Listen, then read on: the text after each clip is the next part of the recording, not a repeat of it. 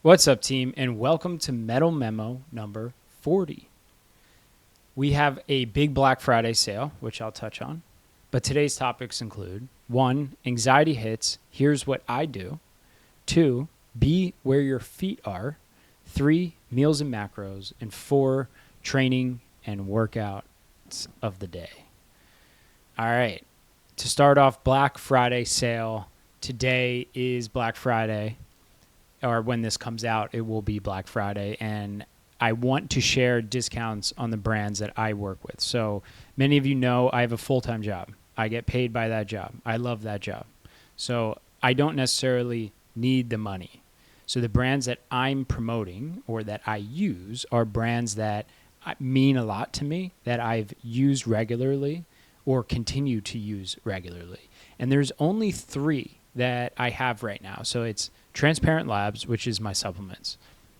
All my supplements, my creatine, my omega-3s, my multivitamin, my vitamin D3K2, pre-workout, protein. I mean, I literally take all of their supplements. Transparent Labs, the cleanest. There's been tests about lead being in protein supplements. Transparent Labs does not fall on that list. It is transparent. They third-party test everything, and they're very clear what's inside and of all the ingredients. So use my code WINARIC, WINARICK, and you get 25% off all the supplements. Plus, you get a free giant bundle backpack and all these protein bars and stuff if you spend more than $150. The second thing is a drink for appetite control and energy. And there's no crashes with this one. So this is ketones. The brand is Ketone IQ or HVNM, Ketone IQ. And when you subscribe, you get 30% off. Training gear. I love the most durable training gear I own is from 10,000, the brand 10,000.com. I think it's .com. Anyway, they have great styles, neutral colors, which I love, specifically black, and they don't smell and they last forever. So check it out. And the last thing, all of my training programs, everything that I have on my website is 25% off. So it's completely 25% off for the next week, and that is just automatically applied at checkout. So if you've been waiting for a training program or you want to go check one out, I mean, it's like $40 now. So go check it out. Okay, let's dive into this. Part 1, lesson learned. Anxiety hits, here's what I do. So anxiety used to feel like an alarm bell that I had to silence as fast as possible. I'd push harder, I'd distract myself, or try to, quote, think my way out of that.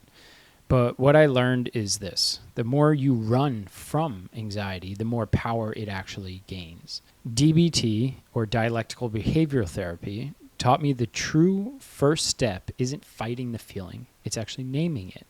So when I say, quote, this is anxiety, not danger, I create a tiny bit of breathing room in that feeling, and the space is everything. Recently, I've been dealing with this injury that has sidelined me from this marathon training. I have a marathon in about 7 days from today, or 10 days from today, and I'm not sure if I'm actually going to be running it. And this unknown, and while I wait for a doctor's appointment, an x-ray, and an MRI, I'm filled with a lot of anxiety. It hit me hard, and it hit me fast. My first step wasn't to panic, but instead I said it out loud. I'm experiencing anxiety. Not I am anxious, because that's naming you, but what you're feeling, what you're experiencing.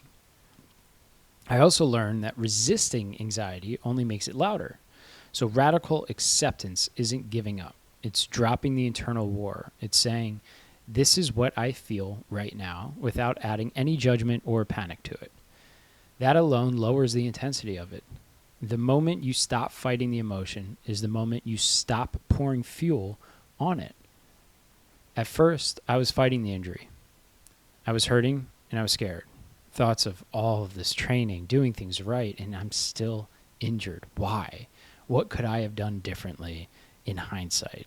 This is just fueling the fire. This is not the time to ask these questions. It is the time for radical acceptance. Sit in with the feelings and not fight against it. Another lesson, you can't really outthink or a dysregulated nervous system. You have to calm the body first. So dialectical behavioral therapy, DBT tools, i.e. paced breathing, grounding, cold exposure, and movement, flip your system from threat to safety. When your body feels safer, your mind finally follows. Emotional regulation isn't mindset work, it's physiology. When I am spinning in these thoughts, logic goes completely out the window. First, it is to zap the body to feel normal, and then begin to think clearly. With a spinning, therefore foggy, brain and mind, I immediately do a cold plunge. I promise that if the water is cold enough, you can't think of anything else when you get in there. So you can, when you get out, begin to think clearly once that fog clears. I realize anxiety loves to drag you into the, quote, emotional mind, where every thought feels like the truth. DBT taught me how to access the, quote, wise mind, where clarity beats panic. It's not about becoming calm, it's about becoming clear. Every time I pause before reacting, in training, in relationships, and work, I strengthen that clarity. The biggest lesson learned, anxiety is a wave. It rises, peaks, and falls. And every time you ride it, without running or numbing, you build trust with yourself. You prove you can survive the discomfort. You prove that you don't have to abandon yourself when things get really loud. Sitting with anxiety, it isn't easy, but it's how you grow emotional endurance and inner stability. So for now, I am just sitting with this anxiety. I'm not combating it, not pushing against it, just sitting. This too shall pass. Part 2, tip this week. Be where your feet are. So playing off of the DBT skills and anxiety, I want to talk about being present. So presence isn't a mood, it's a skill. Being present isn't something that magically happens when your life slows down. It's a skill you train the same way you train your body, through repetition. Presence comes from catching yourself drifting into the past or drifting into the future and gently pulling yourself back to the moment that's right in front of you. It's paying attention to the details, the breath, the sound, the sensation, without trying to judge it or change it. As described above, I'm experiencing a wave of anxiety. So I walked through my body feeling each part, my legs, feeling them on the ground, my butt on the chair, my back leaning against the back of the chair, my hands on my knees, hearing my breath, calm, focus, and shift perspective. Slow down the autopilot. Most of us live a huge portion of our lives on autopilot, moving fast, reacting faster, and never really landing in our own body. This week's tip is simple. Slow the movement down by 5%. That's all. Just 5% more awareness, 5% more patience, 5% more breath before reacting. That tiny shift is enough to change the quality of your entire day. Small slowness creates clarity, and clarity is where good decisions live. I found it helpful to name what you're doing, like you're narrating a story but in your own head. I am brushing my teeth. I am sitting down, etc. It may sound really dumb, and it does, but the shift to the present allows you to slow down, and it becomes very, very helpful. And lastly, presence is the root of peace. Peace doesn't come from having less to do. It comes from being fully in what you're doing.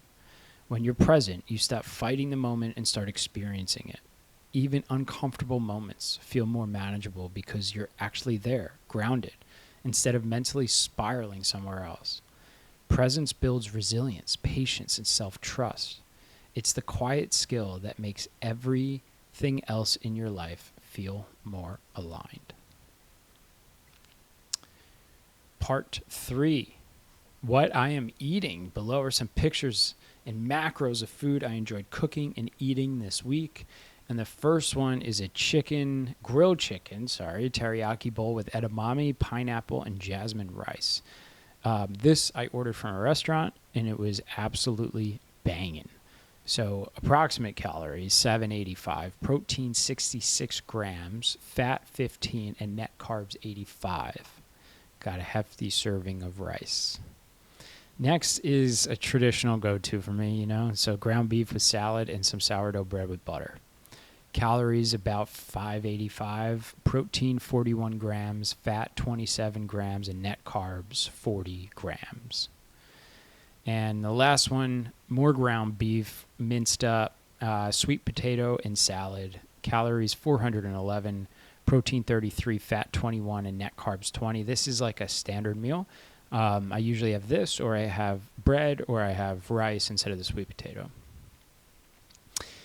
Part 4, how I am training. So complete shift in training now. Complete. I'm 10 days out from the marathon, and I have no idea if I'm actually running the marathon or not. So how I am training during this injury. Well, Monday, we cycle for 1 hour on the bike, and then a push strength day. Tuesday, we do this run walk for like 25 to 45 minutes, depending on the day, if I can handle it, which is 3 minutes running, 1 minute walking, repeat. And then leg strength day. Wednesday, cycle for 1 hour, pull strength day. Thursday, another run walk for 30 to 45 minutes, and then it's a full body strength. Friday, cycle 1 hour, full body strength. Saturday, 2.5 to 3 hour cycle. And Sunday, run walk for like 30 to 45 minutes again. Total running miles, not enough for a marathon. Total strength time, about 5 hours. You could also check out the lifting program, the summer shred program, the upper lower cardio split, or what I'm publishing every single week, which is the 247-365 training program. It'll be the go-to training program for every day. We do it in 4 to 6 week segments, so you have progressive overload, and I switch it up. So it's super fun. It's great. Check it out. If you want any of the training programs, you could use the code Memo for 20% off, or you just get 25% off because it's Black Friday. So enjoy it. That's it. Happy Thanksgiving. Happy Black Friday. Happy holidays. Mettle Memo number 40. Happy training.